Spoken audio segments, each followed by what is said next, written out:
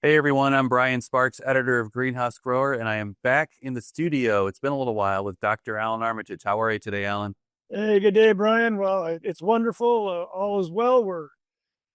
Hey, everything's in good shape. I mean, I think cooler weather is coming our way, and I think that people are getting excited about, you know, getting back into the garden again. I think, Oh yeah. and the landscapers are excited because, they've gone through all this maintenance stuff, and wherever you've been, it's been hot. Let's face it. Now it's having it cool, and it's a little easier to do things, and it's a whole lot more interesting to sort of try and fill in so that we can get right through into the fall. And I think that's kind of rejuvenating people. Yeah. Well, and let's talk about that. So as you said, this is a time of year where, consumers are looking to fill in some of those gaps. So this is when they turn to a lot of the shoulder season crops. And, there's a lot of options to pick from right now. I want to even just talk about some of your favorites that you're seeing right now and, any suggestions that you have. It's interesting if you look at the landscaper versus the consumer in the retail garden center. Okay, the Mhm. landscaper is perhaps buying wholesale from somebody or whatever. The consumer is looking for certain functions, but both of them are looking for the same thing. At this Yeah. time of year, I'm generalizing, I know, but at this time of year, there are holes, there are gaps, there are things that, come on, they're done. Okay, it's time to not necessarily rip them out, but perhaps cut them back. Whatever it Yeah. might be, perennials or some shrubs that perhaps have not done as well. And so there are gaps and holes. And from a landscaper's point of view, especially for where people are walking by or cars are coming by, they don't want those gaps.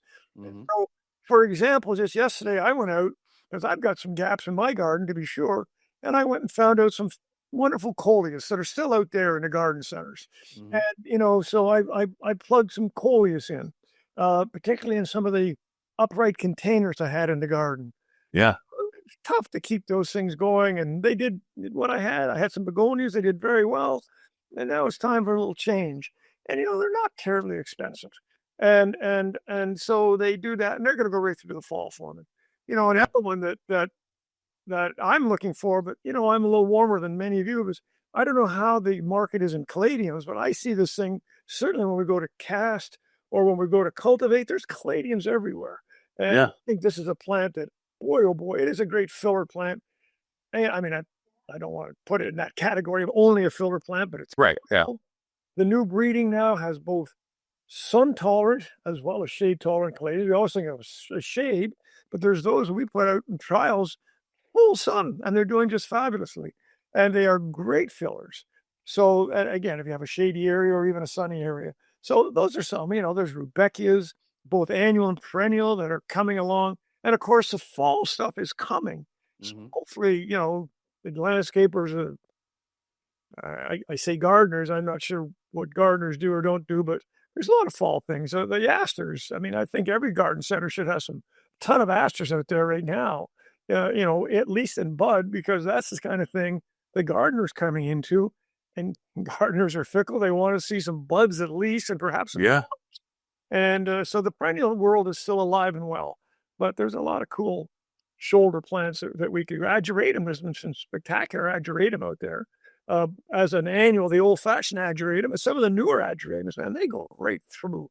And these are great fillers as well right now. Oh yeah. Well, and I think back at our time at California Spring Trials this year, and as many very colorful new petunias and calabacos we saw and all that. It was sometimes nice to just kind of shift gears and look at something like a coleus or like we did a trip to Proven Winners at the end of April, seeing some of their new caladium offerings, and the foliage on some of these is just incredible.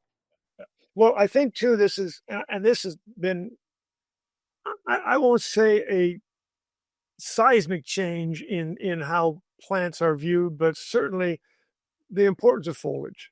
Yeah. It used to be the importance of foliage was we want the foliage to look good. Okay. Mm. Just it should be green, it should look good. But now the foliage is so important. The caladium, for example, as many of the shrubs that have some either variegated foliage or golden foliage. Certainly, again, in the annuals, we're even seeing that. Yeah. So I think the importance of foliage Mm. as a color, I think has just gotten more and more and more important in the world of design and the world of getting people interested. That's Yeah. Yeah. Well, and we know fall's almost here, and just based on this discussion alone, I think, consumers have a lot to choose from right now. So get out in the garden center, find what you like, and have at it. I've had it because, fall is, well, where are we? We're going to be in September any minute now, and it is a grand time of year. And I know that sometimes Labor Day signals the end of gardening, or that's kind of silly. But certainly for the landscape side of things, we know that we're going to go right through into fall, and hopefully, with the color of the asters and there's other various fall things, we have a long way to go, and that's Oh yeah, good for yep, us.